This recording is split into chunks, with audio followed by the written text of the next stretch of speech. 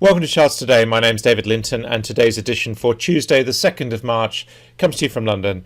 And we're seeing mixed colours on the screen this morning. We saw quite a strong recovery in the US last night. We start by looking at the dollar. This is my weekly, my daily, and my 60-minute chart, long-term, medium-term, and short-term view of the market with the corresponding point and figure targets. So we see that the dollar has had a strong few days, and it's starting to look like January might be forming a bottom. So stronger dollar. The long-term trend is still bearish, of course, but we are just seeing a little bit of a recovery. This low here will be now quite important to see if we can hold that. Taking a look at the euro, that means, of course, the stronger dollar, we're weaker on the euro. So we're seeing euro declining. We're just nudging the 120 mark at the moment. We're actually 120 dead at the moment. And we do have this downside target, so that's what we need to keep an eye on. And the dollar against the yen, that stronger dollar is starting to really show through. 107, that's the highest level we've seen for several months on the dollar yen chart, and any big change in the dollar tends to show up first on that dollar yen chart. Sterling actually weaker against that stronger dollar, sitting at 138.71. We were as high as 142.50 last week, so we really are just seeing a pullback there. And if we look at sterling against the euro, we're looking relatively strong here at 115.60 this morning. So still the stronger hand there.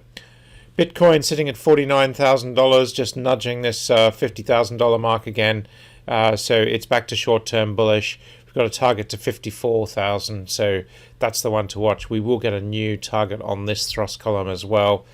We do have downside targets, but this one not yet activated on the long-term chart. The US market was strong last night. The S&P was up 2.4%, showing a lot of volatility in this market. We see these big waves here showing up in the 60-minute chart. The Nasdaq, similarly, we're seeing here just showing up some weakness. The futures are down this morning. No big surprises after such a big rise. We're down 0.5% on the S&P future and down 0.7% on the Nasdaq future. So it'll be interesting to see how the market opens today. The Nasdaq is still bearish on that short-term chart on the cash index. The VIX volatility is up 1% this morning, sitting at 23. It's been all over the place. We've seen a lot of volatility in the volatility.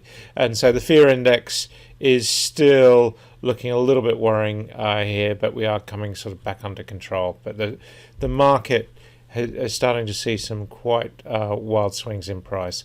The FTSE up 0.25% this morning, still not looking very strong, nowhere near making new highs.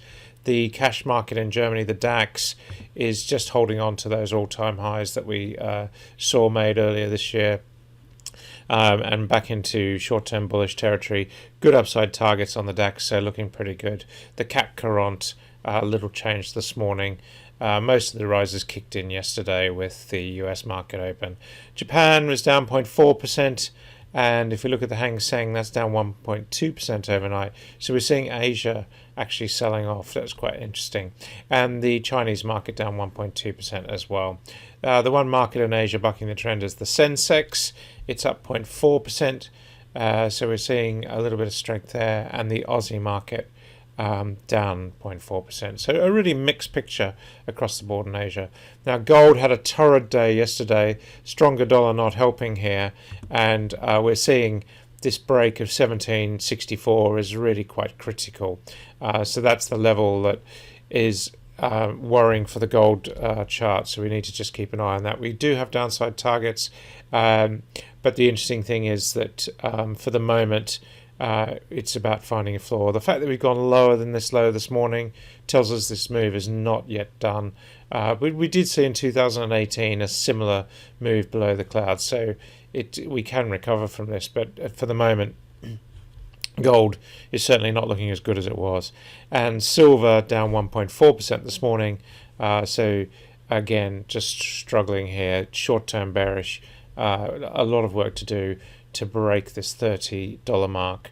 We're seeing copper coming off as well, so a strong indicator for global demand, and bond yields are falling away.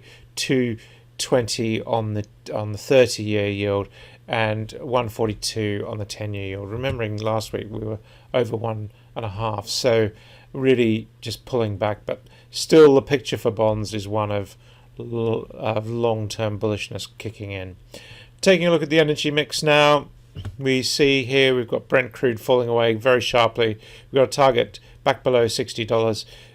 No clear sign yet that this trend is over, but we must be starting to watch this trend quite closely. Will it come to an end? The seasonality suggests we will see crude falling away. WTI, it's down 1.4%, so we're seeing that as well. And nat gas actually is steady at the moment, but nat gas was one where we did have a call this week where we were bearish, so it's quite significant there that we're just breaking these price levels on nat gas, so that's quite significant.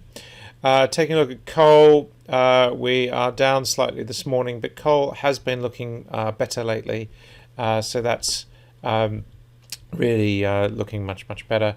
And if we look at emissions, we're up 0.4% on emissions, although we are very range bound there. Gas markets are down this morning slightly. We're pretty bearish on gas this week as well. TTF, the key level is 17 euros. We're sitting at 16, so whilst we're below 17, we're bearish.